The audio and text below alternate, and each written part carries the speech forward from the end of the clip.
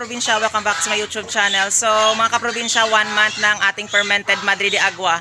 So tara mga kaprobinsya, ipapakita ko sa inyo kung ano na ngayon yung itsura ng ating Madre de Agua na fermented. Kung maganda ba ito o hindi mga kaprobinsya, kasi bago lang ako nag-ferment nito. Ito yung ating fermented Madre de Agua.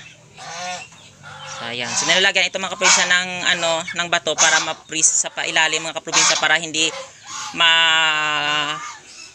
pa ibabaw mga kaprobinsya. Kasi kapag wala ito mga kaprobinsya, hahatak nito pa itaas yung ito yung takip na ito mga kaprobinsya. So kailangan talaga merong mabigat sa itaas nito. Saan kukunin natin? Tingnan. Ayan. So ayan na mga kaprobinsya, oh. Ayan. Ito yung mukha niya. Ito siguro yung mga molds. Ayan, oh. Merong molds na mga parang puti-puti yan mga kaprobinsya. Siguro yung good bacteria yan, oh. Yan, sobrang ingay ng alagang gansa. So ayan mga kaprobinsya, ayan. Yung ating fermented na Madre de Agua. So ayan mga kaprobinsya, kinamay ko na lang. Parang maasim-asim siya mga kaprobinsya, na parang mabaho. Nakatulad ng parang sa tawag dito, sa nilubluban ng kalabaw, yung kanyang amoy. Yan, oh. Siguro ganito talaga mga kaprobinsya, kasi nakita ko rin, napanood ko rin sa ibang video ng mga nagpo-ferment nito mga kaprobinsya, is ganyan din na yung kanyang baho.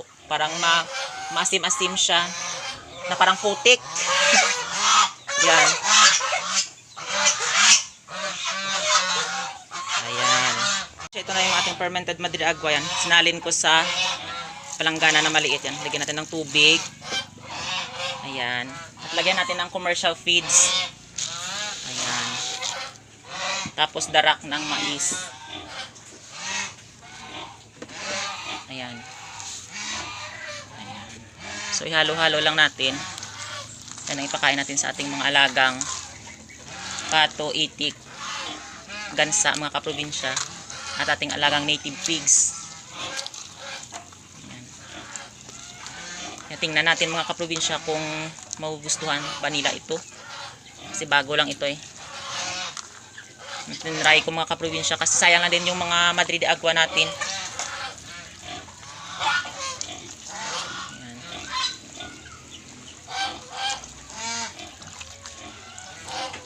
Halo lang natin mga kaprobinsya, yan. Parang ganyan. Yan.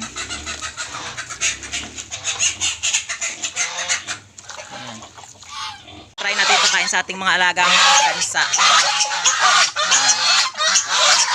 Kainin ba nila?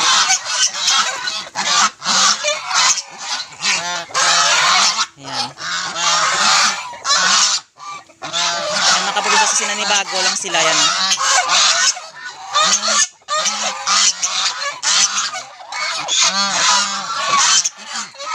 Mga kaprobinsya, ihalo natin ito at pakain natin ito sa ating alagang kay Buri.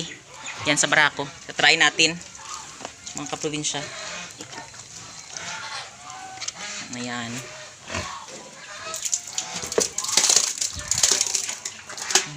Ayan, gusto niya mga kaprobinsya.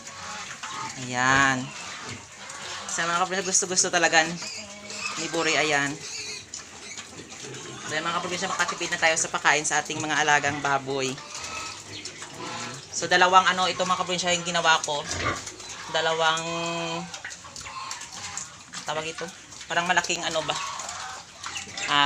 tawag sa Tagalog. Malaking sisidan mga kaprobinsya na nilagyan ng star margarine. Yan, dalawang yan na malaking na tawag ito, batcha na malaki mga kaprobinsya. So yung gusto ni Buri mga kaprobinsya, ayan. So bago lang siya mga kaprobinsya nakakain nito. So, nung bata siya, kumakain siya ng Madre de Agua, pero yung fresh lang mga kaprobinsya, yung fermented hindi. So yan, tinry ko mga kaprobinsya, is maganda din pala. Yan, pinakain niya.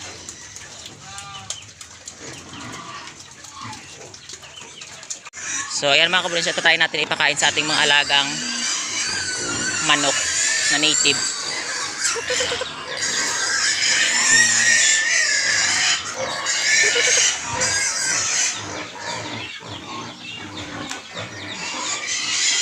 So ayan mga kaprobinsya, nanibago sila. So yung alagang aso, ayan o, yung tuta kumakain. Ayan, lagyan natin doon.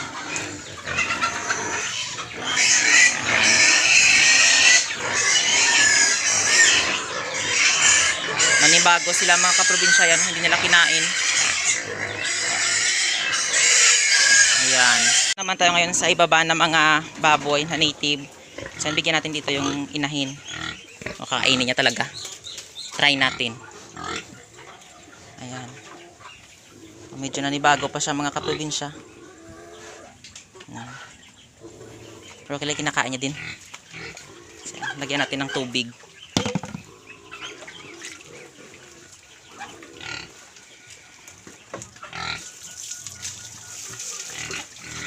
Ayan, kinakain niya din. Ayan. So, ayan yung isang inahin naman doon. Bigyan natin kung kakainin niya. Lang. Lagyan natin muna ng tubig. Kasi parang ano, parang dry talaga.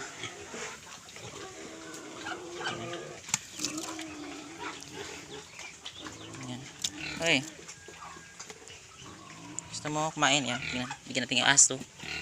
Ayan, kinakain niya. Buti pa yung aso. Kinakain niya. Ayan, very good. So, mga kaprobinsya, itatry natin dito sa isang inahin. Tapos na siyang kumain. So, ito yung inahin na dalawa lang binigyan ko. Ayan.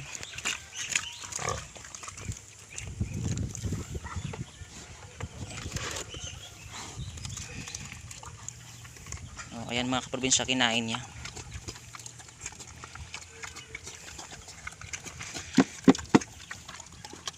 Ayan.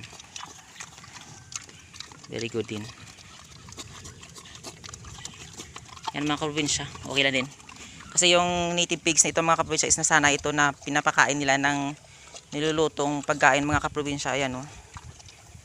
Kinain niya din. So yan mga kaprobinsya, yung Madre de Agua na ito is hindi lang ito mga kaprobinsya matipid na pakain sa ating mga alagang native pigs. Is ito meron din itong mga good bacteria na makukuha. Nung pinakita ko sa inyo mga kaprobinsya, yung kulay puti na yon is yun yung good bacteria na makakatulong sa ating mga alagang native pigs na mabilis sila lumaki at maganda yung kanilang katawan. So makakatulong din ito mga kaprobinsya yung ating pag-ferment ng Madre de Agua sa pagpatay ng E. coli. Ayan. At mas maganda din mga kaprobinsya yung kanilang digestion. Pwede sila makadigest ng kanilang kinakain. At makakatulong din ito yung fermented na Madre de Agua sa pag-digest ng kanilang mga kinakain sa kanilang katawan. Yan, kasi sa pabago-bago ng klima mga kaprobinsya, makatulong din ito na hindi sila magkasakit. Ayan. Ditong ano, ito madami pa. So bigyan natin yung ating mga alagang pato or itik. Kainin nila. Hey, alis dyan! Alis! Alis! Hey! Nakain kasi ng ano, ng aso. Ayan, tingnan natin. Ayan, kinakain nila mga kaprobinsya.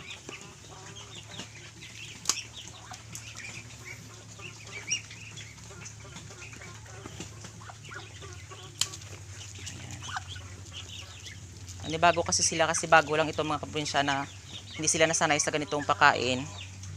So yan mga kaprobinsya, sa mga ganito, sa mga ating alagang manok o itik, so makatulong din ito sa kanila mga kaprobinsya, yung Madre de Agua na fermented na ito. Is maganda din ito sa kanilang kalusugan, at kapag nangingitlog sila mga kaprobinsya is yung shell ng kanilang itlog is matibay, at meron din sila mga makukuhang mga vitamina dito mga kaprobinsya sa ganitong fermented na Madre de Agua na ito mga kaprobinsya. So yan mga kaprobinsya, yung Madre de Agua na fermented na ito is meron din sila makukuha ditong vitamin A, vitamin B12. Yan yung ating mga alagang hayop na ito. At pwede din ito mga kaprobinsya sa isda. Ayan, sa kuniho, sa itik, pugo. Ayan.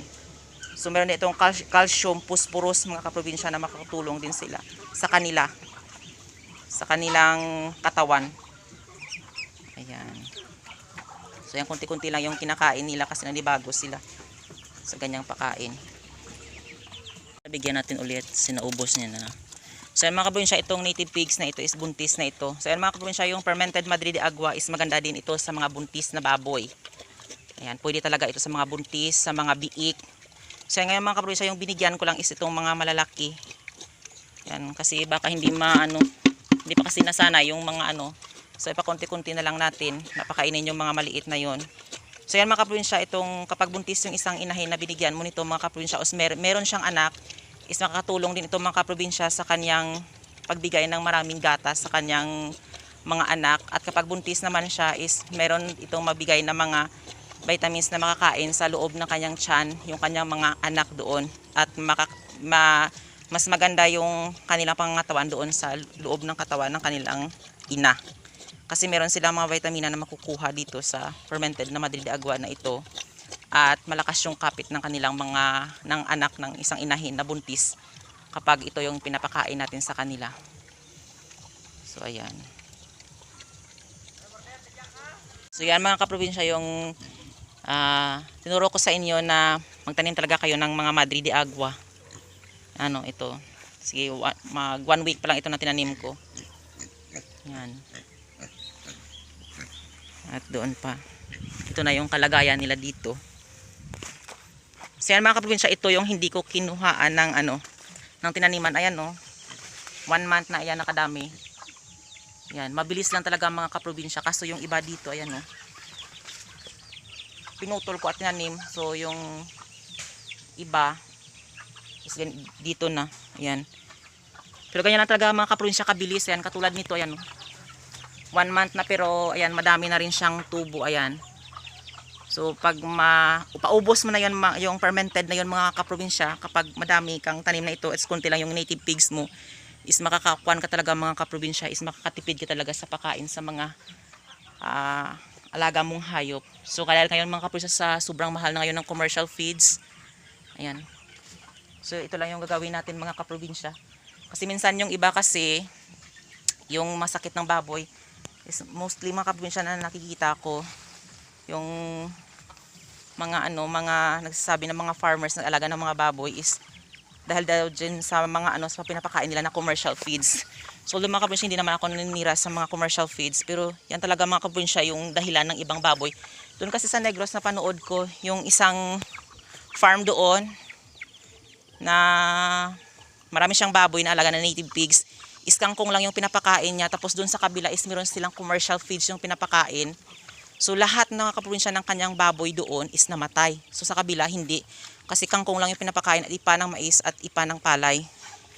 So yan mga kaprobinsya, kailangan talaga na sanayin yung inyong mga baboy sa pakain ng commercial feeds. Sa commercial feeds, nagkakautal-utal na ako mga kaprobinsya.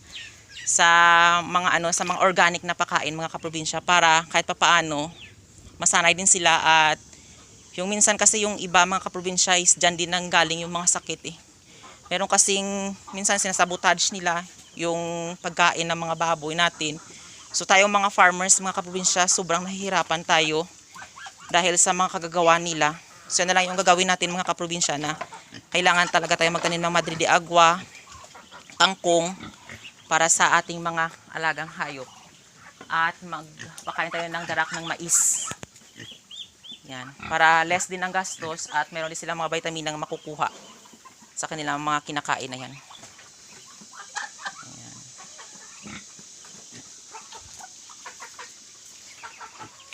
So yan dito, hindi ko muna sila binigyan. Yun lang yung inahin na ito. Lang yung binigyan ko. Lakit. Bigyan natin ulit.